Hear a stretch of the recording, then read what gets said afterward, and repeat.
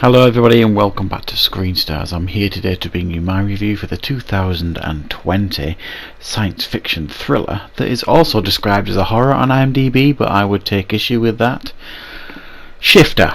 Now this film is written and directed by Jacob Leighton Burns and it stars Nicola Fancher, Ashley Madanas, Lessa Nidal and Ben Hall, and this focuses on Nicole Fancher's character Teresa, who is living in the south of America.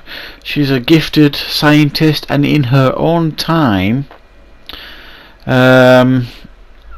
she builds and experiments with a machine designed and built solely for time travel.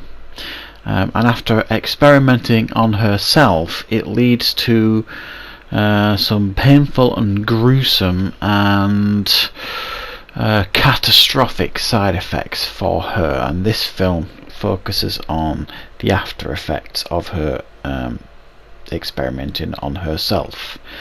Right, so what are my thoughts on Shifter? Well, I like good science fiction. I'm always kind of looking for the next new idea. I mean, I love any genre that I watch. I want to see something new and creative done with that genre. I'm kind of a bit fed up of seeing the same old stuff. If it's done really well, sometimes you can just turn your brain off and accept it and enjoy it. So I'm always open for like a nicely written and constructed science fiction film. Do we get that with Shifter? Oh, yes and no. By yes, I'm saying it's a interesting concept that is mishandled, I suppose, in some ways. The best way to, I don't know, it's got good performances. It's an interesting concept, but it's a slow burn, this film, and I think that is going to bother a lot of people. I'm not saying any film that I watch, whether it be science fiction, thriller, horror, has to be, you know, fast paced and keep me interested. I'm not saying that. However, a film like this needs to engage the audience member with the writing and the concept, and it just doesn't all the time. It's a clever idea that personally, it just didn't pull me into the film, didn't pull me into the story, and I wasn't overly interested in it. And what you're actually left with here is an awful lot of scenes of this person, Teresa, who invented this time machine, vomiting black goo, because it's having a constant detrimental effect on her. Catastrophic, really. And it's kind of a little bit like a body horror film. I thought it was going to be a little bit like The Fly, the concept of this, and early on I very much got that vibe, you know, with the Jeff Goldblum Fly film.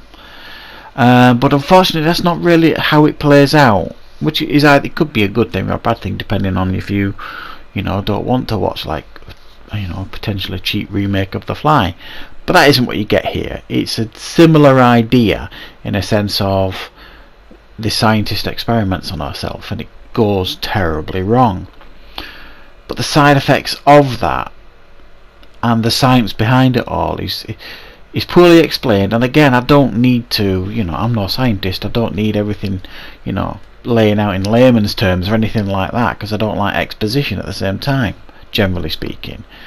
But what we get here is this time machine that she builds like in her barn with little bits of scrap and this, that and the other, and it's just highly inconceivable, it seems, how she was able to do this, and none of it's explained to make you think, well, okay, well, yeah, that makes sense.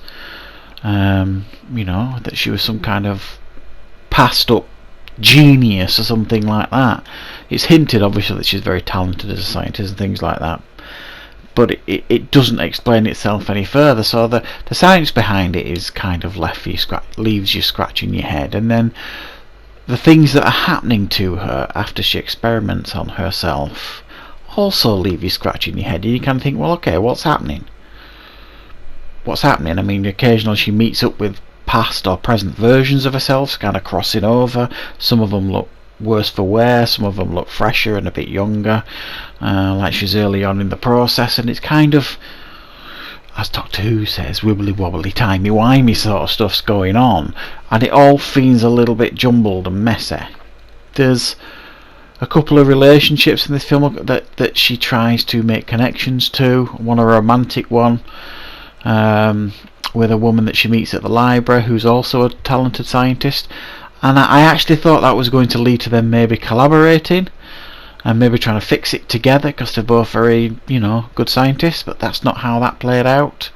And a couple of other characters in the film that weren't explored enough. I think one of them was her brother, and another one, I couldn't really figure out who it was that she kept contacting.